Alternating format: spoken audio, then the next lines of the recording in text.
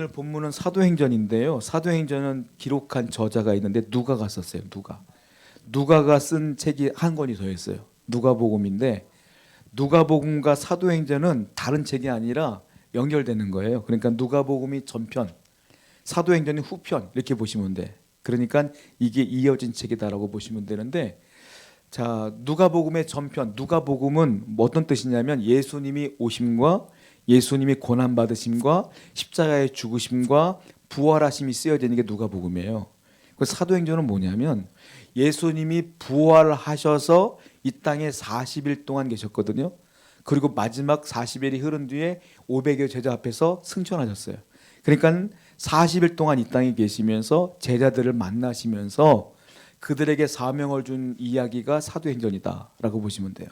그러니까 이게 이어지는 것이다라고 보시면 됩니다. 사도행전 1장 4절부터 5절 한번 읽어볼게요. 시작.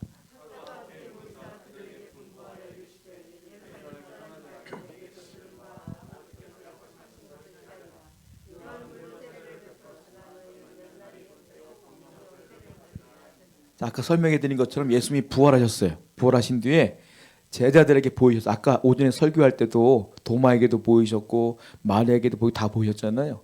제자들에게 보이신 거예요. 보이시면서 딱 그들에게 한마디 하신 거야. 그게 뭐냐면 오늘 지금 읽은 건데, 너희들은 이제 예루살렘을 떠나지 말고 내게서 들은 바 아버지께서 약속하신 것을 기다리라. 뭐예요 그것이? 성령을 기다리라. 예루살렘을 떠나지 말고 이제 성령을 기다려라 라고 말하면서 5절 보니까 요한은 물로 세례를 줬지만 이제는 나는 너에게 성령으로 세례를 주리라 이렇게 말씀하시는 거예요. 그러니까 이제 뭐하라? 성령 기다려라 이렇게 주님께서 말씀하신 거예요.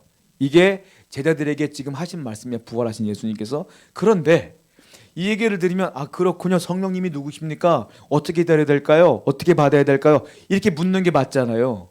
그러니까 제자들은 다른 말을 한단 말이에요. 그렇게 얘기 듣고 그 다음 절 한번 읽어볼까요? 사도행전 1장 6절 말입니다. 읽어보겠습니다. 시작.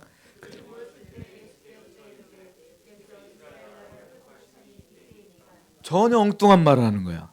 예수님은 너희들은 이제 내가 부활했으니까 예루살렘을 떠나지 말고 성령 기다려 라고 했는데 갑자기 제자들은 주여 그렇다면 이스라엘 나라를 회복하심이 이때입니까? 두 가지 질문한 거예요. 뭡니까? 이스라엘이 회복될 겁니까? 이거예요. 첫 번째. 두 번째는 그 회복됨이 지금 주님이 부활했으니까 지금입니까? 이거예요.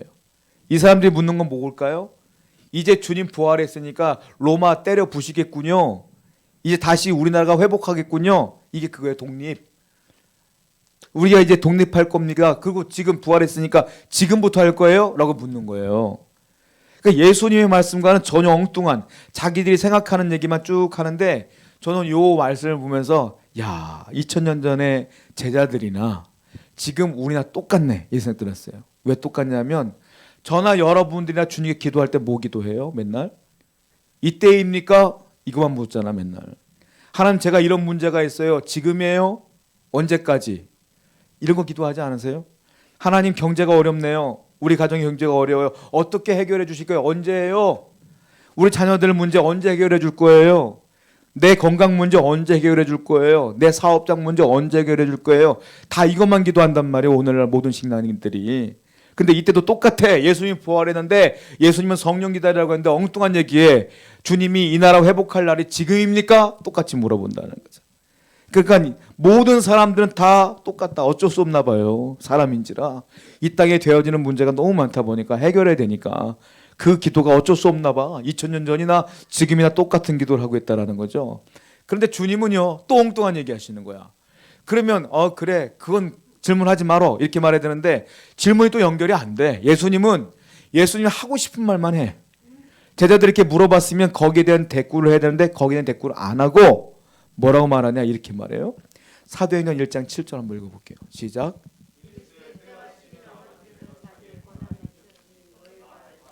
자세하게 얘기 안 해주고 뭐라고 말합니까? 야 때와 시기는 아버지께서 자기의 권한에 주셨으니 너희가 알 바 아니라. 그러니까 너 몰라도 돼. 너 알 바 아니야. 신경 쓰지 마. 이런 뜻은 아니고요.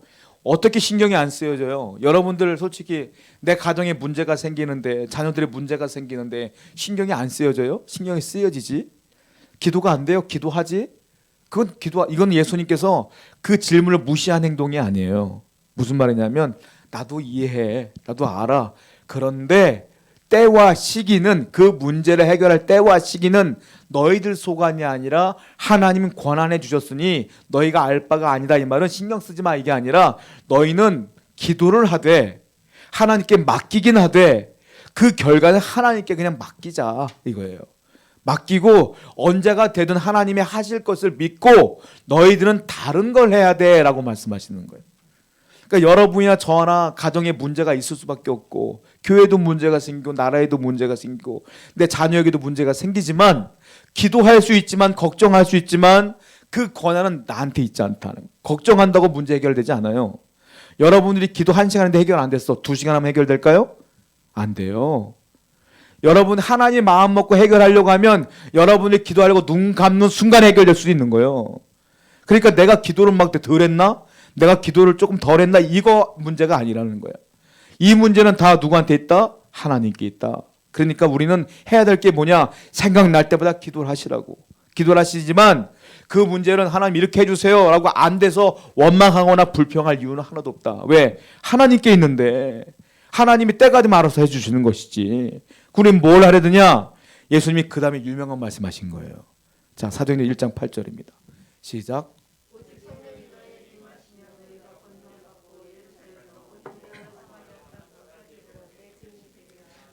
여기서 주님은 3가지를 말씀하세요. 너희들은 어떤 문제가 있어도 제일 중요한 게 있는데 그게 이거야 라고 말씀하신 것인데, 첫 번째, 너희들은 첫 번째 뭡니까? 오직 성령이 너희에게 임하시면. 무슨 말이에요? 성령이여 내게 임하여 주옵소서 라고 기도해라.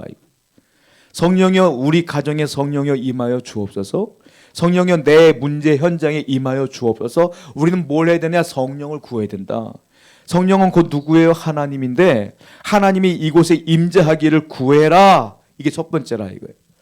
여러분들의 문제는 도드라진 건 하나일지 몰라도 잠재적이 있는 것, 아직 도드라지지 않은 문제들이 되게 많아요. 여러분들 인생에. 그건 우리는 몰라. 근데 성령이 우리 삶에 임하시면 그 잠재되어 있는 모든 문제까지도 하나님이 해결해 주신다 이거예요. 그러니까 제일 중요한 게 뭐냐? 문제 해결이 아니라 성령이 임하시는 게 제일 중요하다 이거예요. 그럼 어떤 일이 벌어지느냐? 두 번째, 뭐라고 했어요? 성령이 너희에게 임하시면 너희가 뭐 받는다? 권능을 받는다. 권능을 헬라어로 디나미스라고 하는데, 디나미스에서 나온 영어 단어가 있어요. 첫 번째는 다이나믹 이런 단어가 나왔고, 두 번째는 다이나마이트가 나왔어요. 이게 폭발적인 뜻이에요. 폭발적이라는 뜻이에요. 그러니까 성령은 권능이 있는데 그 권능이 뭐다? 폭발적인 힘이 있어.